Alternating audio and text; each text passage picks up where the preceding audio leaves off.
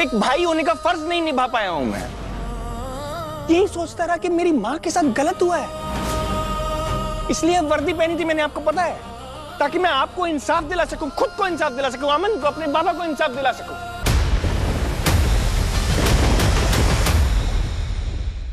दुनिया में हम मां को ईश्वर का दर्जा देते हैं, भगवान मानते हैं, लेकिन फिर भी इसी दुनिया में कुछ ऐसी माएं भी हैं, सोनिया जैसी, विशाखा जैसी, जो मां के नाम पर कलंक होती हैं, जिन्हें मां कहना ना मां शब्द का अपमान करना होता है। लेकिन फिर भी खुद को देखो, मन्नत को देखो, तुम दोनों ने ऐसी माओं की कोख से जन्म लिया है, लेकिन फिर भी कितने अच्छे इंसान हो तुम दोनों। क्योंकि धैर्य, अच्छा इंसान होने के लिए ना सिर्फ अच्छे खून की जरूरत नहीं होती, अच्छी परवरिश की जरूरत होती है। उसकी अपनी सोच अच्छी होनी चाहिए। मुश्किल वक्त में आप किसको चुनते हो, क्या चुनते हो, इस पर निर्भर करता है कि आप कितने अच्छे इंसान हो। लेकिन अभी तुम ये सब मत सोचो, अभी तुम ये सोचो कि तुम्हारी दादी की सुरक्षा कैसे करनी है। Thank you, thank you.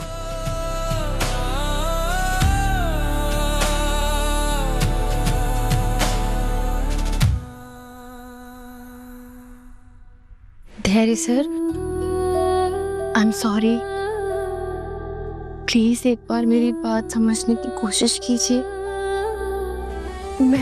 मैं शालिनी से बात करके ना दादी जी को चौल में रुकवाऊंगी। हाँ, वहाँ माँ और मैं खुद उनका अच्छे से ध्यान रखेंगे। और वो हमारा पुराना वाला घर है जहाँ पहले रहते थे, और सारे लोग ना अच्छे हैं, सब जान पहचान के हैं, बहुत अच्छे। मेरी स्वप्न सदन चौल फैमिली है वो।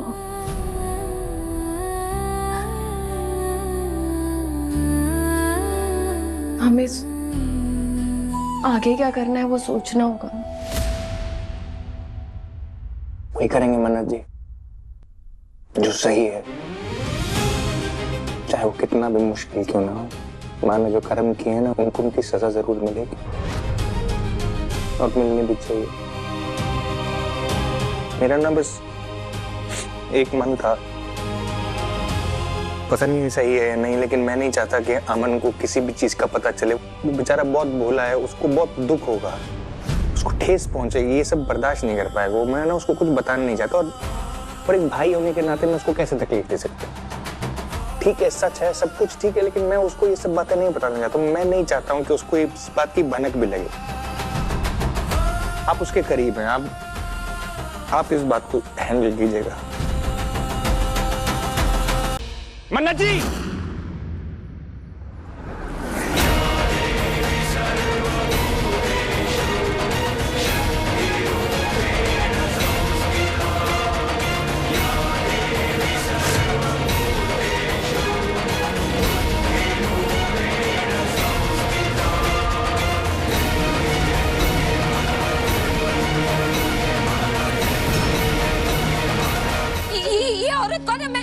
मैं नहीं जानती ये कौन है।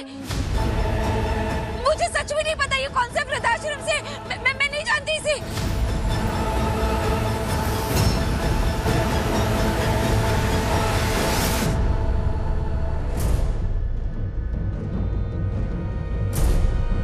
मैंने तो कहा ही नहीं है वृद्धाश्रम से।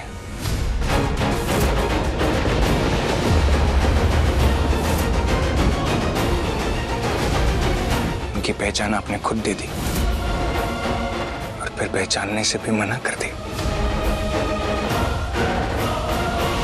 क्या बात है? मैं एक भी झूठ ना अब मत बोलना।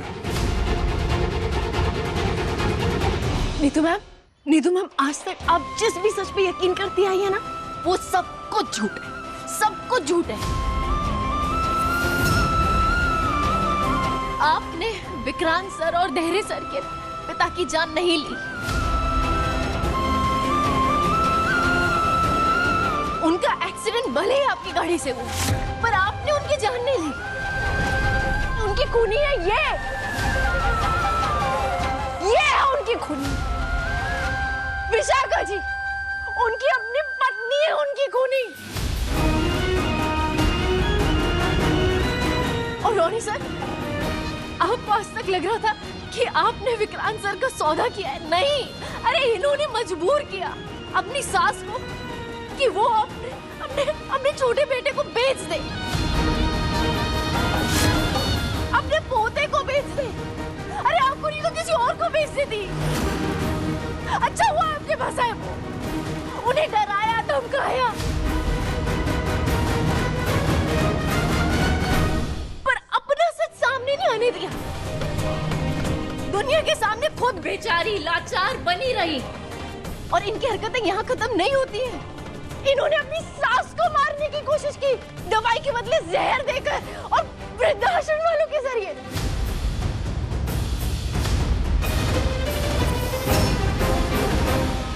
तभी तो पकड़े गए ये लोग, तभी पकड़े गए। पर विशाखा जी, आप ना एक बात भूल गई कि जुर्म चाहे जितना भी पुराना हो कभी छुप नहीं सकता। बोलिए विशाखा जी, बोलिए, क्या हुआ? आपका कोई और गुनाह छूट गया है क्या मुझसे?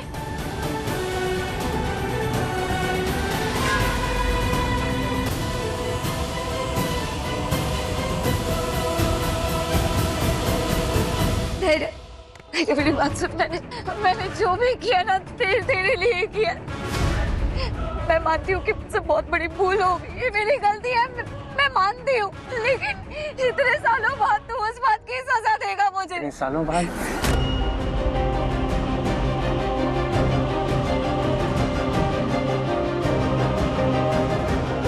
अभी क्या कहा था? अभी आप यहाँ पर खड़े थे और आपने मुझे एक बात बोली कि जुर्म चाहे कितना पुराना हो, किसी भी नियत से किया गया हो, किसी भी वजह से किया गया हो, मायने नहीं रखता। जुर्म मायने रखता। और आपने जुर्म किया है। मैंने आपसे क्या पूछा था कि अमन को सच बता के उसे यहां से लेके जाएंगे हम। आपको मंजूर है? आपने नहीं माना ना। आपने कहा कि जब तक इनको सजा नहीं मिलेगी आपको चैन नहीं मिलेगा। कहा था ना आपने। तो फिर आप अपनी बात से क्यों मुकर रही हैं? बताइए। क्योंकि मैं तेरी माँ हूँ। मैंने जो भी किया है तेरे लिए किया है बेटा, मैंने तेरे लिए किया है। आपने जो कुछ भी किया है वो अपने लालच के खातिर किया, मेरे लिए नहीं किया। नहीं, आप खुद को माँ बोलती हैं।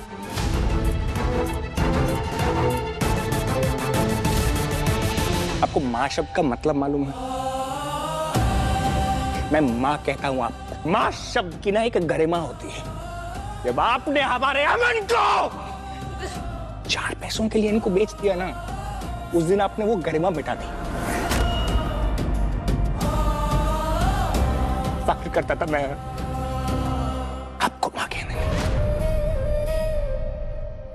और खुद को आपका बेटा कहने में। आपकी किस्से कहानियां उदाहरण देता था मैं सबको। मेरा भरोसा तोड़ दिया आपने। मेरा गुरूर तोड़ दिया। मेरी माँ। आपको पता है, आपको पता है, आपके लिए ना, आपके लिए मैं इनसे लड़ा, इनसे लड़ा, इनसे लड़ा, इनसे लड़ा, इस सबसे लड़ा, उस भगवान से भी लड़ा हूं मैं आपके लिए। इनको पूछिए मैंने क्या कहा इनको कि भगवान गलत हो सकते, मेरी माँ गलत नहीं हो सकती। भरोसा तोड़ा है, मेरे नीचे की हिस्से में ही खींच लिया आपने कि एक भाई होने का फर्ज नहीं निभा पाया हूं मैं।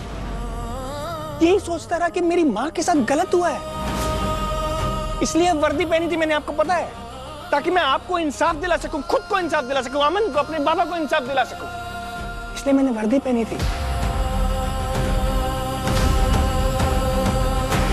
और नाइंसाफी करने वाली मेरी माँ मेरे घर पर बैठी।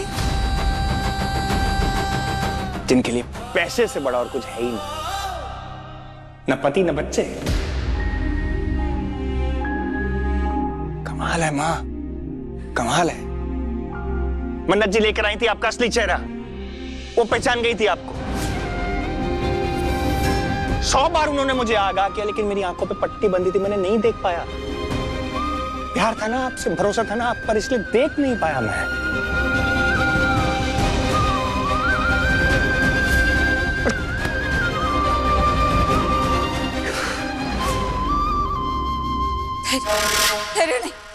धैर्य तो ऐसा नहीं कर सकता, मेरी बात सुन धैर्य। पता नहीं इस लड़की ने क्या जादू कर दिया है तुझ पे, जो तू इसी की बात सुन रहा है, मेरी सुन ही नहीं रहा है। और ये औरत जो कोई भी है, मैं नहीं जानती हूँ इसे, ये कौन है? इस औरत को ना जरूर ये मन्नत लेकर आई होगी किसी नाटक कंपनी से। और तू इसकी बात पर भरोसा कर रहा है? अरे ये लोग तो चाहते हैं कि हमारा अमन हमारे पास वापस नहीं आए। अरे बस कीजिए आप, बस कीजिए। हमारा अमन आपका अमन नहीं है, वो समझे? वो विक्रांत सर है, हमारे विक्रांत सर। और आपको क्या लगता है कि आपका सच जब विक्रांत सर के सामने आएगा तो वो आपसे प्यार करेंगे? अरे नफरत करेंगे आपसे, नफरत। और वो शर्मिंदा महसूस करेंगे। शर्मिंदगी बल्कि आपको होनी चाहिए, आपको शर्मिंदगी महसूस होनी चाहिए। आपका सच सबके सामने आ गया और फिर भी आपको बोल नहीं कर रही है, बल्कि चुप हो जाओ, बिल्कुल चुप।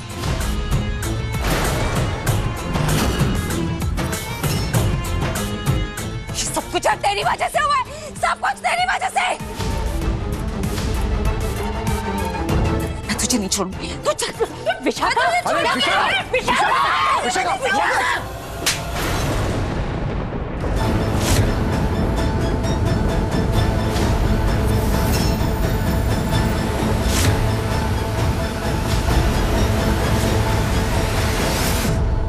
हैप्पी ओल्ड एज होम, वो मुझसे कह रही थी, मैं भूल गया। क्या धैर्य सर थे आपके साथ वहां? बोलिए ना, वो थे आपके साथ? हाँ। क्यों? मैं विक्रांत को पूरा सच नहीं बता सकती कि हम वृद्धाश्रम क्यों गए थे और वहां क्या क्या हुआ था। वो तो पुलिस स्टेशन जाने वाले थे, फिर वो क्यों आए? विक्रांत, उन्हें किसी केस से जुड़ा हुआ कुछ काम था उसी वृद्धाश्रम में जहां हम जा रहे थे, इसलिए वो हमारे साथ चल दिए। तुम ऐसा क्यों पूछ रहे हो?